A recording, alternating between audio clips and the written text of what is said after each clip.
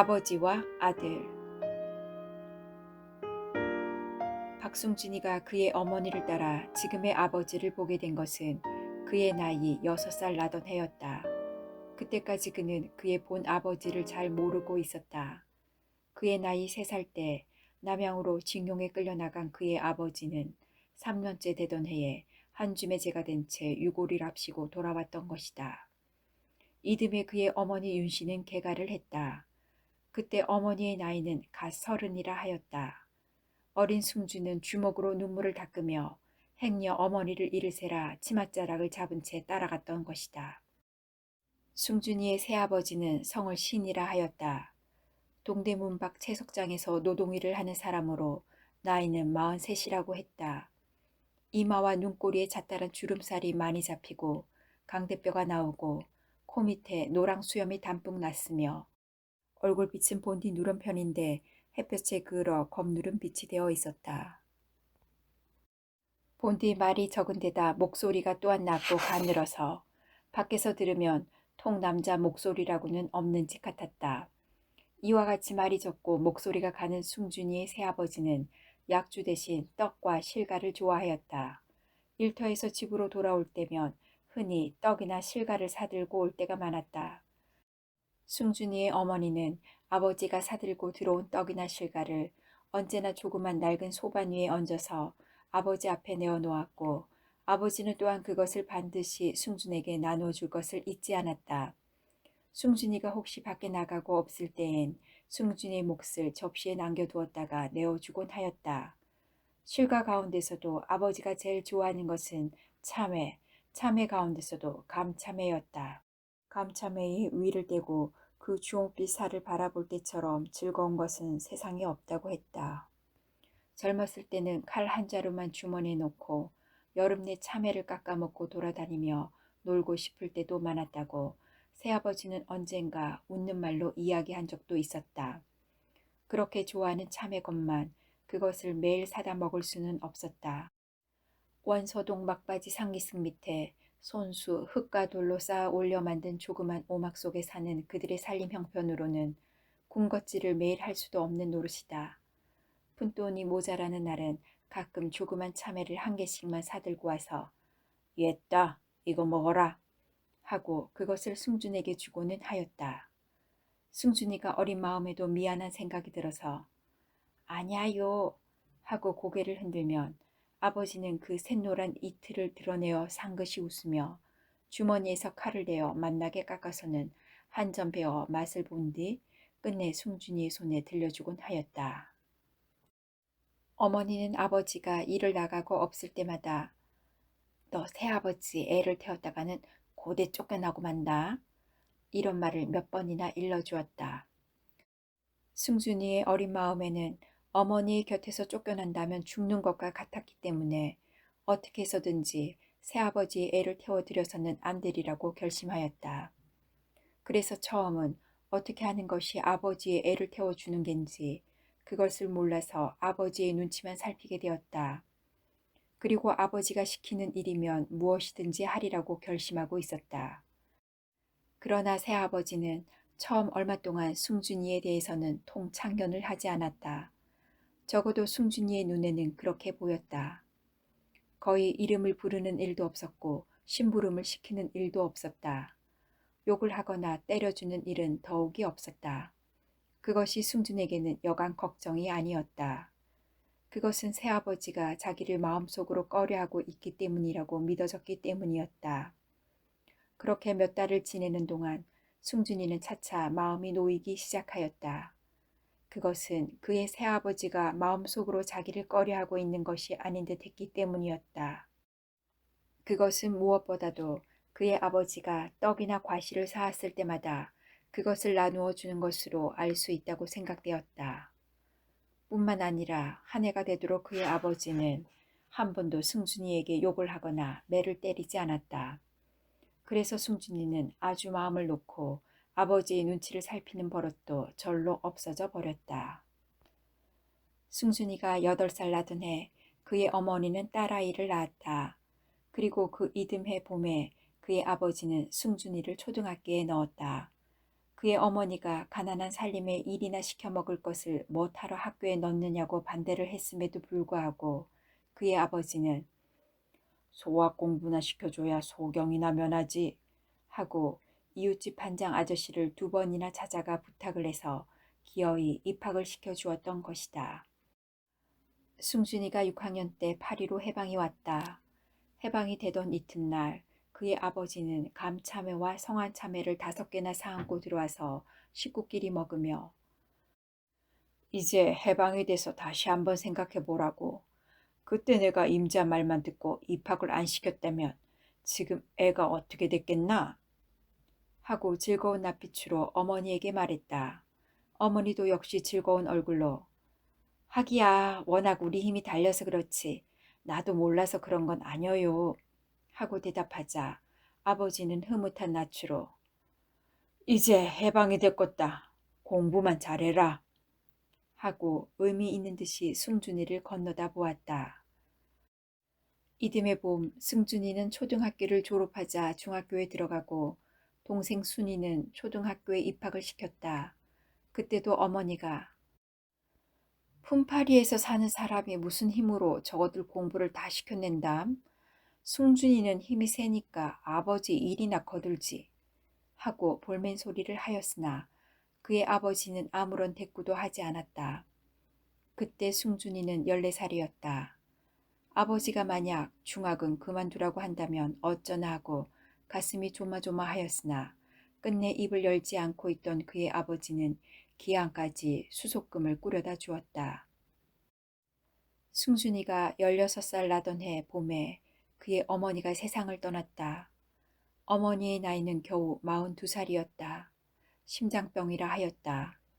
승준이는 고등학교 2학년이었고 순녀는 11살의 초등학교 4학년 때였다. 그의 아버지는 그의 어머니의 초상을 치르자 한 보름 동안이나 시름시름 앓으며 자리에서 일어나지 못했다.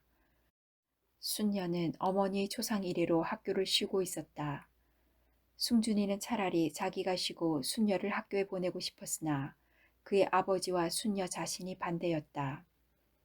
거기엔 승준이가 집안에서뿐 아니라 학교에서도 많은 촉망을 받고 있는 우동생이란 이유도 있었겠지만 그보다 그가 장차 집을 책임져야 할 처지에 있다는 것이 더 중요한 이유인 듯 했다.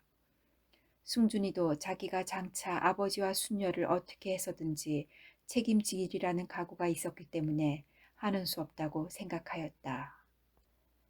아버지가 자리에서 일어나자 순녀는 다시 학교로 나갔다. 그러나 그것도 며칠 동안이었다.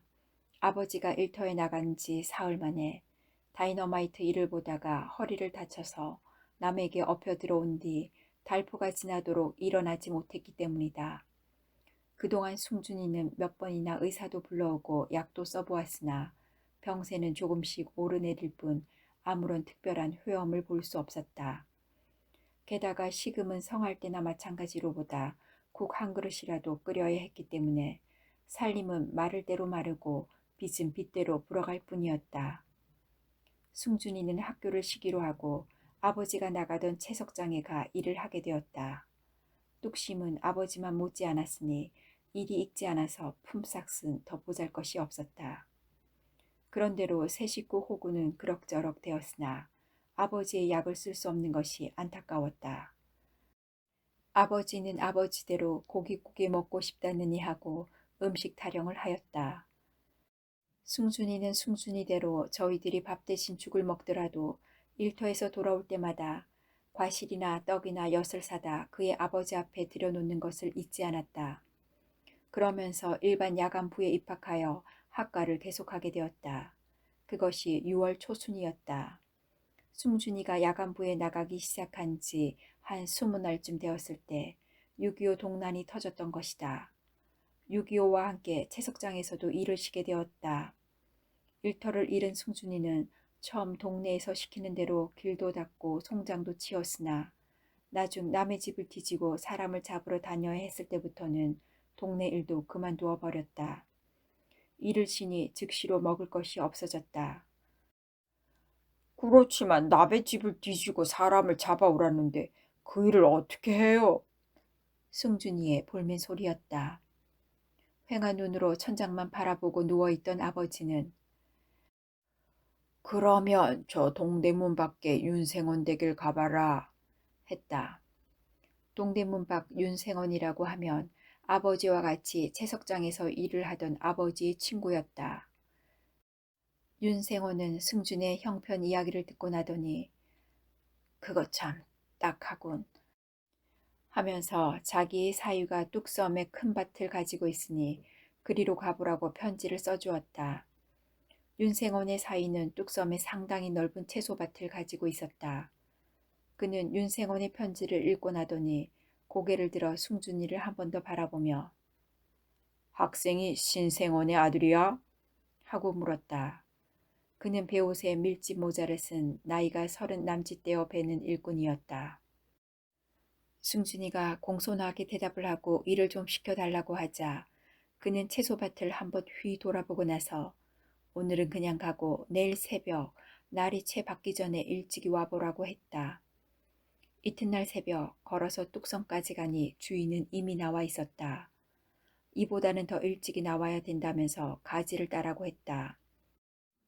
가지밭에 들어서자 승준이의 아랫도리는 이슬에 담뿍 젖어버렸다. 저쪽 참외와 오이가 심어진 밭에서는 주인집 아낙네들이 무슨 일을 하는지 뽀얀 안개 속에 엎드려 있는 것이 보였다. 밭 가운데를 나누어 한쪽은 호박, 참외, 오이, 가지 같은 것들이 심어져 있고 한쪽은 열무, 배추, 고추 같은 것들이 심어져 있었다. 참외, 오이, 호박, 가지, 고추 같은 것들은 따내어서 파는 것이 일이었고 무와 배추는 솎아내고 거름을 주어야 하기 때문에 한층 더 고된 일이 아닐 수 없었다. 게다가 승준이는 매일 문 안에 자기 집까지 들어왔다 나가기 때문에 여간 고단하지 않았다.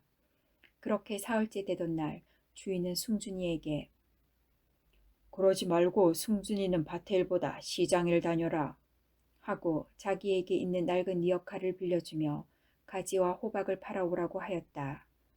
어떤 날은 오이와 참외를 받아 나오기도 하고 어떤 날은 열무를 싣고 나오기도 하였다. 그리하여 언제나 그 이튿날 아침 밭에 가서 샘을 치르며 그 가운데에서 얼마씩을 떼어 승준에게 주었다. 일은 모처 고되나 그것으로 그럭저럭 끼니를 이어갈 수 있었고 무엇보다도 다행인 것은 매일 아침 그의 아버지에게 드릴 참외를 2-개씩 그냥 얻어올 수 있는 일이었다. 승준이는 승준이대로 그렇게 그의 아버지를 생각해주는 채소밭 주인이 그지없이 고맙고 놀라웠으며 주인 쪽에서는 또한 승준이같이 마음이 바르고 착실한 아이는 처음이라고 믿어주었다. 그렇게 지내는 얼마 동안은 승준이에게 있어서는 오히려 다행했던 것이다. 그 뒤 동네에서는 승준이가 제 일만 하고 동해에 나오지 않는다고 말썽이 일어났다. 어떻게 합니까? 아버지는 2달째 누워 계시고 누이 동생은 어리고 제가 일을 하지 않으면 식구가 굶을 지경인걸요. 동무같이 딱한 형편에 있는 사람이 남반부에 동무 한 사람뿐이겠소? 제가 깨딱한 사정으로 말한다면 뉘일에 있어 남반부를 해방시키겠소? 동해 안에 있는 민청에서는 따발총을 아는 괴뢰군이 이렇게 사투리 말씨로 몰아세웠다. 승준이는 괴뢰군 사병과 말을 다투어도 소용이 없으므로 입을 다물 수밖에 없었다. 여기서는 자칫하면 의용군으로 끌려나가게 된다는 것을 승준이도 잘 알고 있었다. 동네에서 승준이네 형편을 비교적 잘 알고 있는 동회장이 승준이는 아버지가 노동자 출신이니 승준이도 그만큼 성분이 좋으니까 우리가 믿는 거야. 알겠어? 이 길로 당장 한강 철교 복구장에 나가. 그러면 집에서도 굶도록 하지는 않을 테니까. 알겠어? 이렇게 말하는 것은 승준이를 은근히 감싸주는 속셈이었다. 승준이도 이것을 거역할 수는 없었다. 그리하여 한 이틀 뚝섬을 나가며 이틀은 동원에 끌려 나가게 마련이었다. 이렇게 되면 언제 또 의용군으로 끌려 나갈는지 그것도 모를 일이다. 그것은 시간 문제에 지나지 않았다. 그의 아버지도 자리에 누운 채 걱정스러운 듯이 아주 뚝섬을 나가 있고 들어오지 말렴 한 열흘에 한 번씩 끓여 먹을 것만 조금씩 부쳐 보내고 했다. 승준이도 아버지와 누이 동생이 걱정스럽기는 하나 최후의 경우에는 그러는 수밖에 없다고 생각하였다. 8월 중순께부터는 특수기관에 있는 사람과 민청원 밖에 동네의 젊은 사람이라고는 구경할 수 없게 되었다.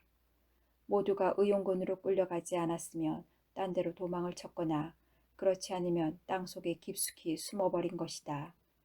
승준이는 집이 오막이라 숨으려야 숨을 데도 없거니와 또 숨을 곳이 있다고 하더라도 그가 숨어버리면 새 식구의 입에 풀칠을 할 길이 없었다. 승준이는 전에 아버지가 말한 대로 뚝섬에 가 있기로 하였다. 뚝섬의 채소밭 주인도 승준이의 청을 그다지 달가워하지는 않았으나 사정이 그렇다면 하는 수 있느냐고 있기는 이때 자기로서 끝까지 책임을 질 수는 없다고 말했다. 폐를 끼치지 않는다니 어떻게 할 도리가 있어? 주인이 물었다. 아저씨는 걱정 마셔요. 저게 다 저의 집입니다. 하며 승준이는 웃는 얼굴로 호박 덩굴을 가리켰다. 밭구석에는 서너 사람이나 은신을 할 만한 움막이 있었다. 그 즈음에는 주로 참외를 지키기 위한 것이었는데 낮에는 햇빛을 가려주었고 밤에는 이슬을 피할 수 있었다. 그런데 승준이는 그 움막을 가리키지 않고 호박 덩굴을 가리켰던 것이다. 그것은 승준이도 물론 보통 때는 움막을 이용하겠지만 무슨 수상한 그림자가 비치기 시작하면 호박 덩굴 속으로 들어갈 셈판이었던 것이다. 게다가 승준이는 틈틈이 미루나무 가지와 아카시아 가지들을 꺾어와서 호박 덩굴 사이에 이리저리 꽂아두었으므로 급할 때에 그러한 나무 가지들을 이용하여 호박 덩굴 속에 숨으면 바로 곁에까지 와서 헤쳐보기 전에는 도저히 알아낼 수 없이 되었다. 주인도 승준이의 은신술이 완전한 것을 보고는 안심하는 모양으로 너는 이 다음 어떤 세상이 오더라도 넉넉히 살겠다고 칭찬해 주었다. 그렇다고 해서 승준이는 밤낮 숨어만 있는 것은 아니었다. 먼 곳에서 조금이라도 수상한 그림자가 비치기 전에는 밭에서 늘 일을 하고 있었다. 그러다 보니 승준이는 거의 두 사람 몫의 일을 하게 되었다. 주인 내외도 여간 만족해야 하지 않았다. 하루 3번씩 날라다 주는 밥이나 반찬도 승준이에게는 흡족할 정도였다. 그러나 한 가지 걱정은 오랫동안 아버지와 순녀를 보지 못하는 일이었다. 양식과 반찬거리만은 주인집 아주머니가 일회에 한 번씩 가져다 주지만 병중에 있는 아버지가 자기에겐 연락도 못한 채 만약의 경우라도 당하면 어떻게 하나 하는 것이 가장 안타까웠다. 그리고 전쟁도 또 언제 끝날는지 모르는 것을 어느 때까지나 이렇게 호박 덩굴 속에만 누워 베길 수 없는 노릇이라고 생각되었다. 그러는 동안 8월도 그물이 지나고 9월 중순께가 되었다. 유엔군이 인천에 상륙했다는 소문이 전해져 왔다. 밤마다 인천 쪽 하늘은 진한 노을 같은 불빛으로 물들어졌다. 차차 대포 소리가 들리기 시작하였다. 20일께가 되니 벌써 유엔군이 한강을 건넌다는 소문이 들렸다. 밤이면 서울의 서남동 삼면의 하늘이 불바다가 되곤 했다. 대포알은 차차 그의 머리 위로 날아다니기 시작하였다. 23일부터는 시내에도 여기저기서 불길이 올랐다. 밤이 되니 서울시가 온통 불바다로 화해버린 듯 했다. 아, 아버지와 순녀는 어떻게 되었을까? 승준이는 밤이면 불바다가 되는 서울시를 바라보며 눈물을 죽죽 쏟았다. 게다가 식량을 가져간 지도 1회가 넘었으니 마침 포탄을 피하고 불길에 휩쓸리지 않았다고 하더라도 그동안 무엇을 먹고 지낼까? 승준이는 가슴이 터질 것 같았다. 24일 밤 승준이는 쌀 서너 대와 그 위에 아카시아 나무 뿌리를 싸서 얹은 뒤 가볍게 들고 시내로 돌아왔다. 승준이는 동대 문을 빠져 충신동으로 들어섰을 때부터 무엇인지 자기의 걸음이 잘못된 것 같은 생각이 들었다. 달포 전에 그가 뚝섬으로 나갈 때와는 판이한 것이 골목마다 느껴졌다. 이화동에서 영건동 쪽으로 건너다가 붙잡혔을 때에는 가슴이 서늘하였다. 누구야? 하는 날카로운 목소리와 함께 검은 그림자들이 그의 곁으로 다가왔다. 누구야? 손들어! 검은 그림자는 총을 겨누며 가까이 다가왔다. 승준이는 자루를 진 채 손을 들었다. 손에 든 건 뭐야? 약이야요. 승준이 울음 섞인 목소리였다. 약이 뭐야? 이리네. 아버지 약이야요. 아버지가 죽어가고 있어요. 어쩜 벌써 죽었을 거예요. 총을 맨 자는 그냥 서 있고 다른 작자가 자루를 끌었다. 이게 뭐야? 하고 아카시아 뿌리를 집어들었다. 그게 아버지 약이야요. 소독나무 뿌리야요. 승준이의 두 볼에는 눈물이 번질번질하였다. 그자는 아카시아 뿌리를 먼저 승준이의 발 앞에 집어던졌다. 그러고는 쌀자루도 처음엔 아까운 듯이 가지고 있더니 어떻게 생각했는지 그냥 던져주며 어서 가! 했다. 한번 위험한 고비를 지나고 나니 용기가 솟았다. 다음엔 붙잡히더라도 지금 막 이화동에서 조사를 받았다고 말하면 통과되기가 쉬우리라 믿었기 때문이었다. 그리고 아버지가 죽어간다고 하면 아무리 괴뢰군이라 하더라도 놓아주리라 생각했던 것이다. 그러나 원서동에는 형편이 좀 달랐다. 그는 원서동 큰 골목 어귀에서 붙잡히자 이내 동해 사무소 가까이 있는 어떤 낯선 집으로 끌려 들어갔다. 큰 집이었다. 사랑채 뒤를 돌아가니 지하실이 있었다. 캄캄한 어둠 속으로 그 속으로 그는 끌려 들어갔다. 이미 먼저 들어온 사람들이 있는 모양이었으나 처음엔 그저 눈이 빼인 것 같은 어둠 속이라 무엇이 무언지 정신의 갈피를 잡을 수 없었다. 1시간쯤 지나니 대략 20명쯤 되는 사람이라고 짐작이 되었다. 12시쯤 되어 문 여는 소리가 나더니 당원 이리 나와! 하는 소리가 들렸다. 그러자 5, 6명이나 되는 사람이 기침을 하며 밖으로 나갔다. 당원 없어? 하는 날카로운 소리와 함께 또 한 사람이 일어나 기침을 하며 밖으로 나갔다. 그러고는 다시 문이 닫히고 말았다. 한 30분이 지나니 먼저 나갔던 사람 가운데서 4사람이 도로 들어왔다. 아니, 같은 당원을 이러면 어떻게 되니? 한 사람이 말하자 또 한 사람이 남로 당원은 본디 별도로 보니까 했을 뿐 그러고는 아무도 입을 떼지 않았다. 새벽 3시쯤 되었을 때였다. 문 여는 소리가 나더니 한 사람씩 밖으로 나와! 하는 소리가 들렸다. 아무도 먼저 일어나는 사람이 없었다. 방 안은 무덤 속같이 고요할 뿐이었다. 이번에는 손전등을 켜서 방 안을 비추며 무쓰게 하는 거야? 빨리 나오징코! 하더니 다시 당원부터 먼저 나와! 하는 사투리 소리가 나더니 뒤이어 맨 나중 나온 자를 반동분자로 취급하겠어! 하고 위협까지 하였다. 그러자 10몇이나 되는 사람들이 서로 다투어 앞에 나가려고 한꺼번에 2~3사람씩 문설주에 머리를 부딪곤 하였다. 승준이가 맨 끝이 되었다. 동무는 손에 든 게 뭐야? 하고 다른 괴뢰군이 승준이를 보며 물었다. 아버지 약이야요. 아버지가 죽어가고 있어요. 승준이는 엉엉 우는 소리로 이렇게 대답했다. 그의 두 볼에서는 정말 눈물이 줄줄 흘러내리고 있었다. 엥? 동무는 효자요? 엥? 먼저 번의 사투리가 가슴에 아는 따발총을 자랑 삼아 내밀며 정말인지 핀잔인지 이렇게 한마디 내던졌다. 키 큰 괴뢰군이 앞에 나서며 한 줄로 나란히 서요 하더니 이내 번호! 하는 호령이었다. 하나, 둘, 셋, 넷, 다섯, 여섯, 14, 모두 14사람이었다. 지금 부른 번호 순서대로 일렬 종대로 내 뒤를 따라와요. 하고 키 큰 괴뢰군이 앞장을 섰다. 중간에는 당원 같은 자가 둘이서 하나는 권총을 들고 하나는 방망이를 들고 따라왔다. 그리고 맨 뒤에는 사투리의 따발총이 따라왔다. 원서동 막바지 승준이의 집이 보이는 옆골목을 돌아 상기슭으로 올라갔다. 산등성이를 한 50m나 올라가 조금 펑퍼짐한 자리에 일렬로 가서 앉으라고 했다. 여기서 동무들 신분 조서를 하겠어. 조사한 결과에 따라서 각각 동무들 원하는 대로 보내주겠으리 하는 사투리 소리를 뒤이어 이번에는 권총을 들고 따라오던 자가 자, 그럼 모두 저쪽으로 향해 돌아앉으시오 하고 골짜기 쪽을 가리켰다.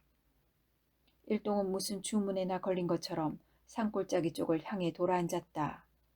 승준이는 아까부터 그의 아버지가 잠을 깨어 그들의 뒤를 뒤따라오고 있는 것이라고 착각을 일으키고 있었다. 그들이 막 그의 집이 보이는 옆골목을 돌아 상기슭으로 오르고 있을 때 어디선지 수근수근 하는 소리와 함께 개 짖는 소리가 들리었고 그때 잠을 깬 그의 아버지가 기침을 하며 그들의 뒤를 따라오고 있는 것이라 하였다. 지금 막 산골짜기로 향해 돌아앉으라고 했을 때 그 어두운 산골짜기 아래에서 그의 아버지가 기침 소리가 나며 승준아 하고 부르는 소리가 들린 것과 같은 순간에 버르럭 하는 따발총 소리가 났다고 기억되었다. 승준이는 골짜기로 굴러 떨어지고 있었다. 산등성이에서는 아직도 와글와글하는 사람 소리가 들려왔다. 승준이는 총알이 그의 왼쪽 귀 끝을 스쳐갔다고 느껴졌다. 그는 골짜기에서 그냥 구르듯이 상기슭 아래로 미끄러져 내려갔다. 승준이의 집은 다행히 바로 상기슭 밑이었다. 그는 가만히 방문을 열었다. 순녀야! 승준이의 가는 목소리였다. 어서 들어오너라. 그의 아버지는 눈을 뜬 채 누워 있었다. 순녀는 어느덧 일어나 앉았다. 승준이는 두근거리는 가슴을 누르며 가만히 경과 이야기를 했다. 괴뢰군이 그의 뒤를 밟아서 따라오고 있는 듯 했기 때문이었다. 아버지, 나 우선 이곳에 어디 숨을 데 없겠어요? 그의 아버지도 잠자코 고개를 끄덕거렸다. 그러고는 조금 있더니 순녀를 저쪽 조합집에 보내서 사정해봐라 했다. 순녀가 나갔다. 개 짖는 소리가 났다. 어느덧 순녀가 붙잡히지 않았나 하고 그동안에도 승준이는 겁이 더럭 났다. 그러나 순녀는 무사히 돌아왔다. 오빠 보내래. 순녀의 가는 목소리. 조합집에서도 둘째 아들 서기를 집안에 숨기고 있다는 것은 이웃간에도 은근히 알고 있는 터였다. 승준이는 그 집 서기와 함께 숨기로 되었다. 고28을 맞이한 승준이는 맨 먼저 뚝섬 아저씨를 찾아갔다. 여름 동안에 신세진 것을 인사도 할 겸 앞으로 계속하여 일을 시켜달라고 다시 부탁도 드려야 할 형편이었던 것이다. 6.25를 같이 난 뚝섬 아저씨는 이번에는 승준이를 친족 하나 보듯이 반가이 맞아주었다. 일거리는 얼마든지 있다. 그렇지만 내가 일만 해서 어쩌느냐 하고 승준이의 전도까지 걱정해 주었다. 그러나 승준이는 6.25 이전부터 다니던 야간 학교가 있어서 학과는 그대로 계속할 수 있다고 믿음직하게 대답하였다. 그리하여 그는 또 6.25 때와 같이 뚝섬 아저씨네 니어커를 빌어서는 무와 배추를 실어 내다 팔고 이익의 일부를 나누어 가지게 되었다. 그 일은 김장 때까지 계속되었다. 그러나 또다시 걱정거리는 유엔군이 도로 후퇴를 한다는 소문이었다. 12월 초순께부터 슬금슬금 남쪽으로 내려가는 사람들이 늘어갔다. 12월 열흘께나 되니 기차로, 배로, 트럭으로 피란의 행렬은 그칠 줄을 몰랐다. 열흘에서 20알께까지가 한 고비였다. 벌써 크리스마스 전날부터는 서울 안이 횡댕그렁해졌다. 6.25 때 죽을 고비를 넘긴 승준이라 이번에는 자기도 어떠한 일이 있든지 기어코 남아 하리라 결심하였다.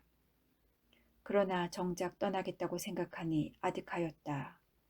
돈이 없다거나 남쪽에 연고자가 없는 것은 오히려 둘째 문제라 하였다. 병들어 누워있는 아버지가 문제였다. 아버지는 처음부터 자기 걱정은 말고 어서 순녀나 데리고 떠나가라고 했지만 자리에서 잘 일어나지도 못하는 병든 아버지를 혼자 두고 떠나간다는 것은 차마 할 수 없는 노릇이었다. 더욱이 식량과 연료도 자기가 떠나면 며칠 가지 않아 떨어질 것이요. 또 설사 있다고 하더라도 누가 밥을 지어주며 병을 돌봐줄 것인가. 나중 아버지는 승준이가 자기로 말미암아 애를 태우며 떠나지 못하는 것을 보자 정 그러면 순녀를 자기에게 남겨두고 떠나라고 했다. 그러자 승준이로서는 그것도 할 수 없는 노릇이었다. 온 동네가 다 비는데 순녀가 있은들 누가 어디 가서 무슨 재주로 식량과 연료를 구해 온단 말인가. 연료는 혹시 남겨두고 떠난 사람이 있으니 그것을 어떻게 돌려 쓴다 하더라도 식량을 남겨두고 떠나는 집은 좀처럼 있을 것 같지 않았다. 또 있다고 한들 어린 순녀가 무슨 재주로 그것을 꺼내올 수 있단 말인가. 순녀를 두고 간다면 아버지와 순녀마저 굶겨 죽이고 말 것이라고 승준이는 생각하였다. 이역하에 남아 아버지를 태워서 자기가 밀고 가는 대로 가보리라고 결심한 것은 26셋 날이었다. 그 길로 승준이는 뚝섬으로 뛰어갔다. 그러나 뚝섬 아저씨네 집에서는 이미 21날 떠나버렸고 2개나 있던 이역하도 다 어디로 갔는지 빈 뜰에는 무시래기만 이리저리 흩어져 있을 뿐이었다. 그것을 본 승준이는 순간 무서운 생각이 들었다. 동시에 진작 니어커를 하나 빌어다 두지 않았던 자기 자신이 믿고 원망스러워 견딜 수 없었다. 그는 처음부터 최악의 경우에는 니어커에라도 아버지를 태워가리라 하는 생각이 없었던 것은 아니다. 그러면서도 그러한 최악의 경우가 오지 않기를 바라던 나머지 그 니어커마저 손에 넣지 못하고 말았던 것이다.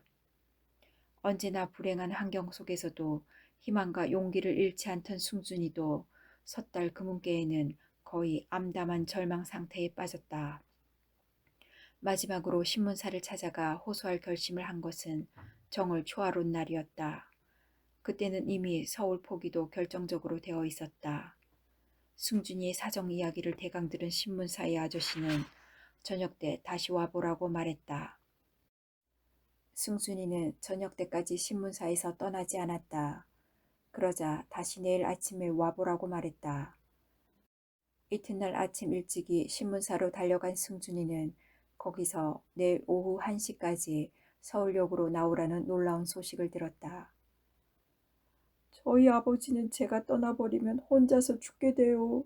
전 죽더라도 혼자서 떠날 수는 없겠어요. 승준이의 두 눈에서는 또 눈물이 흘러내렸다. 그렇지만 어떡하니? 서울역까지만 모셔오란 말이야. 기차에 타는 건 내가 책임지고 말해줄 테니까. 그럼 전 아저씨만 믿겠어요. 저희 동생도 있어요. 11살 난 계집애예요. 글쎄, 서울역까지만 나오래도. 그럼 아저씨만 믿겠어요. 승준이는 그제야 한숨을 내쉬며 집으로 돌아갔다. 서울역까지만 아버지를 업고 나갈 수 있다는 자신이 들었기 때문이었다. 승준이가 집에 들어가자 아버지와 순녀는 겁에 질린 듯한 퀭한 두 눈으로 그를 쳐다보았다. 오빠, 안 가? 순녀의 가늘게 떨리는 목소리였다. 아버지도 걱정스러운 듯한 얼굴로 승준이를 쳐다보았다. 아버지, 이제 됐어요. 승준이는 힘있는 목소리로 먼저 이렇게 말을 시작했다. 그러자 순녀는 기쁜 낯으로 방긋이 웃어 보이며 벌써 여러 날 전부터 꾸려두었던 보따리들을 어루만졌다. 그러나 아버지는 도로 천장만 쳐다보고 가만히 누워있더니 내가 어떻게 간단 말이냐 하고 힘없이 중얼거렸다. 서울역까지만 모시고 나오랬어요. 염려 마셔요. 승준이는 단호한 결의를 가진 얼굴이었다. 이튿날 아침 일찍이 승준이와 순녀는 짐을 하나씩 가지고 역으로 나갔다. 그리하여 순녀는 거기서 그것을 지키고 있게 하고 승준이는 혼자서만 또 한 번 짐을 메어다 날랐다. 세 번째는 아버지를 업고 갈 차례였다. 아버지, 염려 마세요. 승준이는 아버지를 안아 일으키며 또 한 번 다지었다. 그때는 이미 아버지도 모든 것을 승준이에게 맡겼다는 듯이 힘이 없으면서도 부드러운 목소리로 오냐 했다. 아버지, 담요를 단단히 머리까지 푹 쓰세요. 승준이는 등에 업힌 아버지가 의외로 가볍다고 느끼며 눈바람이 휘몰아치는 원소동 골목을 빠져나와 서울역으로 향해 걸어가고 있었다.